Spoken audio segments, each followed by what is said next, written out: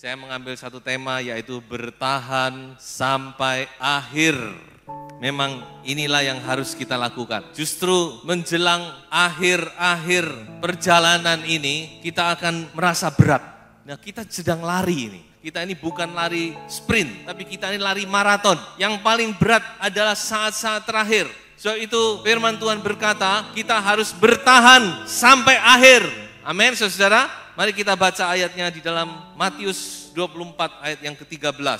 Tetapi orang yang bertahan sampai pada kesudahannya akan selamat. Haleluya. He who endures to the end will be saved. Jadi saudara, Tuhan ingin supaya kita bertahan sampai kepada akhirnya. Kalau saudara membaca, maka ayat ini diucapkan ketika Tuhan Yesus berbicara tentang zaman akhir. Dan dia akhiri dengan satu perkataan, siapa yang bertahan sampai akhirnya, dia akan selamat. 2000 tahun yang lalu Tuhan Yesus sudah berkata, siapa yang bertahan sampai kepada akhirnya, dia akan selamat. Kita sudah lewati 2000 tahun. Kita sudah pada zaman akhir, di mana tanda-tanda zaman itu sedang digenapi. Maka kita justru saat inilah kita perlu bertahan. Susah bertahan sampai kepada akhirnya. Mari kita mau melihat dengan lebih dalam lagi, kita gali ayat ini, saudara. Ada 3 kata di sini yang ingin saya sampaikan kepada saudara-saudara. Pertama kata bertahan, kedua kata akhir atau kesudahan, dan ketiga kata selamat. Coba kita lihat dulu kata bertahan ini. Apa yang dimaksud dengan bertahan? Di dalam bahasa Greka itu artinya adalah to stay under. Artinya kita tetap tinggal di posisi bawah. Itu yang dimaksud dengan kata bertahan. Saudara, posisi bawah ini berbicara tentang posisi yang tidak enak, posisi yang inferior, posisi yang tidak nyaman. Ketika kita ada di dalam situasi posisi yang demikian, baru bisa dikatakan bertahan. Kalau seorang berada dalam posisi yang enak, yang nyaman, yang senang, itu tidak bisa dikatakan bertahan. Jadi kata bertahan ini selalu dihubungkan dengan situasi kondisi yang mungkin kita merasa tidak nyaman. Satu kondisi yang tidak ingin kita lewati. Tetapi kita ada di situ. Disitulah kita perlu yang namanya bertahan. Nah saudara, ada beberapa pengertian dari kata bertahan ini. Yang pertama, pengertian bertahan itu adalah kita tidak goyah, kita berdiri teguh, kita tidak bergeser daripada posisi kita. Tetap di sini, bertahan. Itu yang dinamakan bertahan, saudara. Pengertian pertama. Rasul Paulus, dia pernah berkata, menasihatkan kepada sidang jemaat Kolose. Dia katakan, kamu harus teguh, tidak goyah, dan jangan mau digeser dari imanmu. Hari-hari ini adalah hari-hari yang tidak mudah, saudara. Semua sedang digoncang. Itu firman Tuhan berkata, semua sedang digoncang. Tidak ada yang tidak digoncang. Dan semua akan goncang. Kecuali satu, kerajaan yang tidak tergoyahkan. Yaitu kerajaan sorga tidak akan goyah. Semua akan goyah. Perekonomian goyah, keamanan, dan segala sesuatu. Nilai-nilai moral goyah. Bahkan iman Kristiani, iman yang murni juga digoyah. Tapi orang kadang-kadang bingung, tidak tahu mana yang benar, mana yang salah. Dengar ini begini, dengar itu begitu. Mana yang benar? Tapi Rasul Paulus berkata, kamu harus tekun di dalam iman. Tetap teguh, tidak goyah, dan jangan mau digeser dari pengharapanmu. Jadi ini berbicara tentang sesuatu hal yang tidak goyah. Tetap teguh, pegang apa yang sudah terima, pegang. Saya membaca Rasul Paulus, dia begitu tegas. Dia berkata, kalau ada orang yang memberitakan Injil lain dari apa yang kami sampaikan, terkutuklah dia. Siapapun juga, bahkan malaikat sekalipun, bahkan kami sekalipun. Dia begitu tegas supaya sidang jemaat mempunyai pendirian yang teguh di dalam iman. Tidak goyah, tidak bergeser. Ini perlu, saudara. Kita harus mempunyai satu keteguhan hati. Sebab itu saudara, kita harus benar-benar berakar di dalam kebenaran firman. Kalau tidak punya akar, saudara akan digoyah ke sana kemari, diombang-ambingkan dengan angin pengajaran dikatakan. Kalau saudara tidak punya akar yang mendalam, sebab itu ayo ya benar-benar saudara cintai firman, baca firman Tuhan. Yang kedua, saudara-saudara, pengertian daripada bertahan itu artinya tidak mundur, tidak undur. Inilah saatnya di mana orang itu diuji, terutama orang-orang benar, orang-orang kudus diuji. Apakah kita bisa bertahan atau kita undur?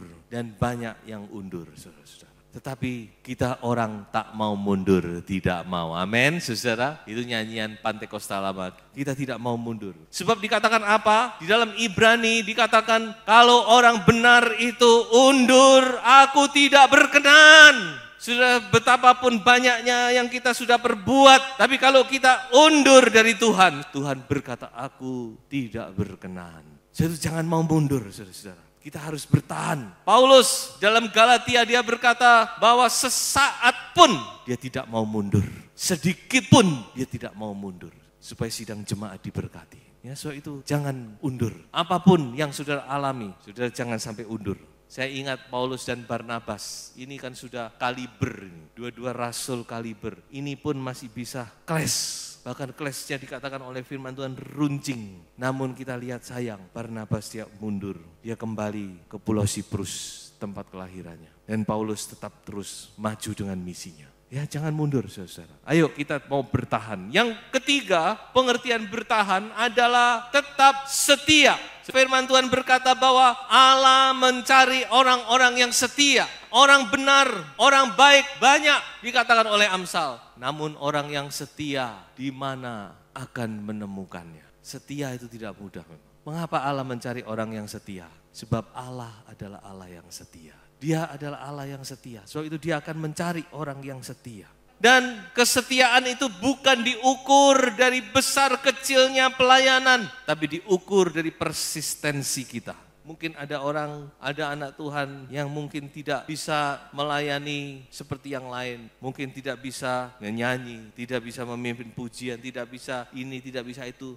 Tapi mungkin dia cuma bisa berdoa. Tapi dia setia melakukan itu saudara. Dan dia adalah orang-orang yang setia. Sebaliknya mungkin ada anak Tuhan yang luar biasa, dapat talenta yang luar biasa. Tapi angin-anginan, sebentar melayani, sebentar tidak kelihatan batang hidungnya. Nanti muncul lagi, hilang lagi.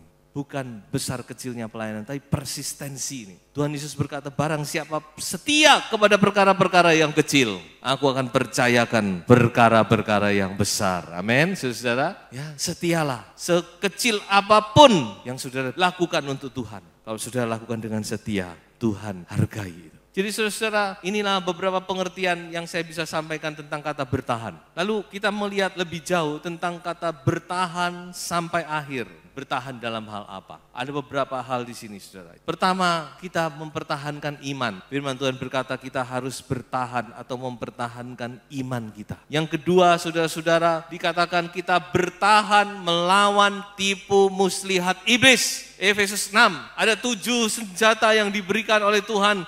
5 untuk bertahan, yang 2 untuk menyerang. Banyak bertahan ini mungkin lebih sulit, saya tidak tahu bagaimana. Kok 5 justru untuk bertahan. Dan dikatakan kita harus bertahan melawan tipu muslihat iblis. Kemudian dikatakan bertahan dalam perjuangan atau dalam penderitaan yang berat. Ada di antara saudara yang sedang berbeban berat, saya tahu. Dan firman Tuhan berkata bertahan. Bertahanlah, saudara tidak sendiri, tapi saudara disertai oleh Tuhan dan banyak saudara-saudara seiman yang juga sedang bertahan.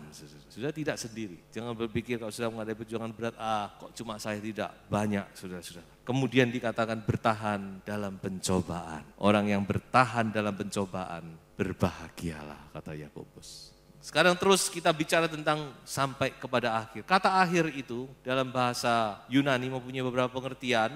Final, tentu ini semua mempunyai pengertian yang akhir ya, baik final, ending, atau bicara tentang complete. Nah saudara, ada beberapa hal yang bisa saya sampaikan tentang kata akhir ini. Apa yang dimaksud bertahan sampai akhir? Sampai kapan itu? Yang pertama yaitu bicara tentang sampai kepada hari kedatangan Tuhan. Ukuran daripada bertahan itu adalah sampai kepada hari kedatangan Tuhan.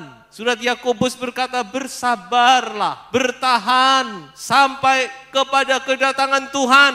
Dan dikatakan Tuhan itu sudah dekat, sudah di ambang pintu. Yesus akan datang kembali. Dia sudah di ambang pintu, sebab itu saudara, ayo tahan saja, pegang saja. Saudara. Jadi perkataan akhir ini mempunyai pengertian sampai kedatangan Tuhan yang kedua kali. Yang kedua saudara, kalau kita tidak diizinkan sampai waktu itu, berarti sampai akhir hayat kita. Sampai saat kita menghembuskan nafas kita yang terakhir. Kita mau bertahan. Paulus berkata, mengenai diriku, darahku sudah mulai dicurahkan sebagai persembahan dan saat kematianku sudah dekat. Aku telah mengakhiri pertandingan yang baik, aku telah mencapai garis akhir dan aku telah memelihara iman. Aku sudah memelihara iman, aku sudah bertahan sampai kepada garis finish. Yang penting finish. Percuma kita lari cepat, tapi kita nggak sampai finish. Lari harus sampai finish. Dan pengertian finish di sini kedua adalah sampai saat kita menghembuskan nafas. Pengertian ketiga daripada sampai akhir, bertahan sampai akhir adalah sampai kita menyelesaikan apa yang menjadi tugas kita. Paulus berkata kepada Timotius yang masih muda, tunaikan tugas pelayananmu. Artinya lakukan itu sampai selesai. Tunaikan tugas pelayananmu. Tunaikan tugas pelayanan Anda. Selesaikan itu sampai komplit, jangan berhenti di tengah jalan. Ini juga perkataan Paulus kepada sidang jemaat Korintus. Dia berkata selesaikan juga pelaksanaan itu. Kadang-kadang kita berhenti di tengah jalan. Oh, giat. Lalu satu saat kita nggak diudik sama sekali. Berhenti. Tapi Tuhan mau kita menyelesaikan. Ada satu kisah juga di dalam 14. Satu cerita yang indah bagaimana Paulus dia dikatakan menyelesaikan pekerjaan apa yang sudah dimulai. Ada permulaan harus ada akhir. Jangan cuma permulaan toh lalu berhenti. Mari kita mau sampai kepada akhir. Setia sampai akhir. Setia sampai mati. Setia sampai Tuhan Yesus datang yang kedua kali. Dan yang ketiga kita mau melihat apa yang akan kita terima. Orang yang bertahan sampai akhir dikatakan dia akan selamat. Yesus sendiri berkata, siapa yang bertahan sampai kepada akhirnya, dia akan selamat. Kata selamat itu mempunyai banyak pengertian. Di dalam bahasa aslinya itu mencakup banyak pengertian. Selamat itu bisa berarti kita selamat dari mara bahaya. Selamat itu bisa berarti kita menerima kesembuhan. Selamat itu juga bisa berarti dilindungi. Selamat juga berarti dilepaskan. Selamat juga berarti baik kondisinya. Selamat juga berarti sempurna. Jadi banyak pengertian selamat. Namun saya akan ambil 3 pengertian dari kata selamat. Yang pertama jelas. Yesus berkata tentang kehidupan yang kekal. Barang siapa yang bertahan sampai kepada akhirnya, dia akan selamat. Artinya dia akan masuk surga. Mewarisi kehidupan yang kekal. Mewarisi kerajaan surga yang kekal sampai selama-lamanya. Bukankah ini tujuan kita? Namun kata selamat itu juga mempunyai pengertian kita menerima upah.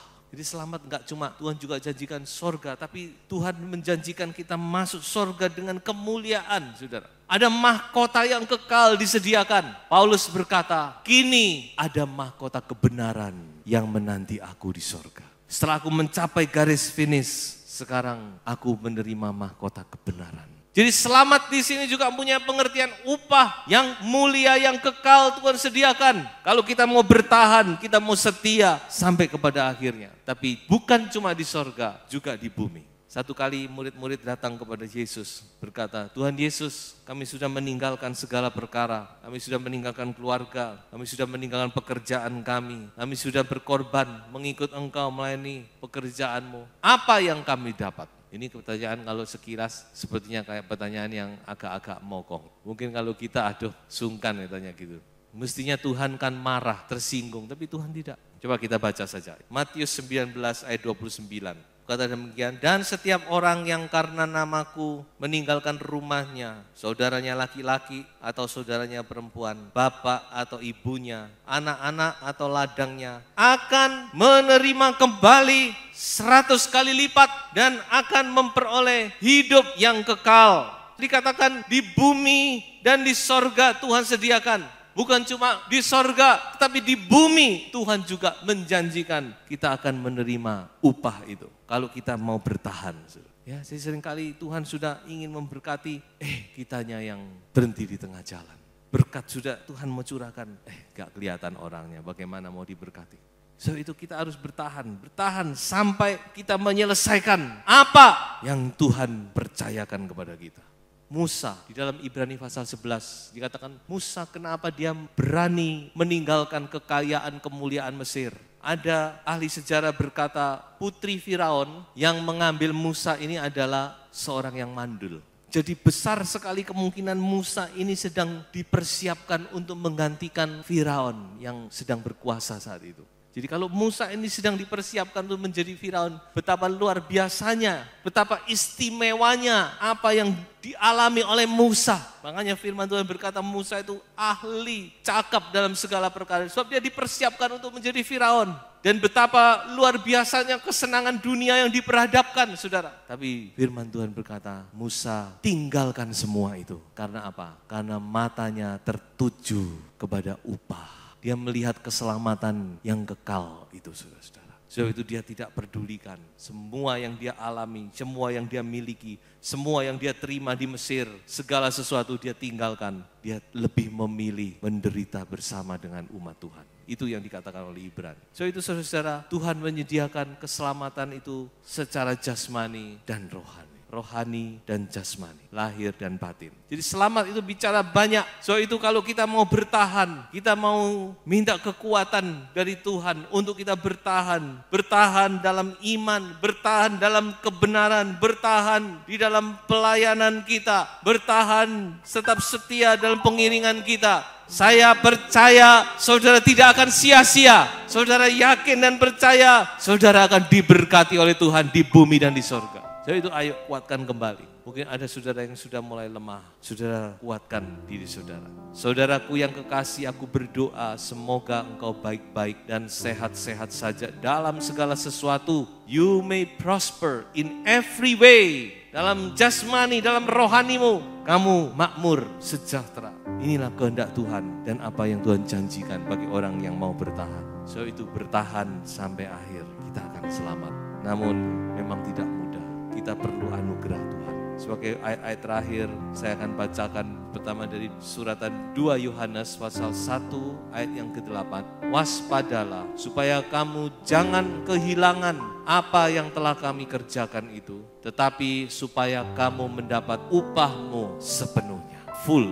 Dan ayat terakhir, aku datang segera. Peganglah apa yang ada padamu, supaya tidak seorang pun mengambil mahkotamu. Puji Tuhan, Tuhan memberkati kita semua.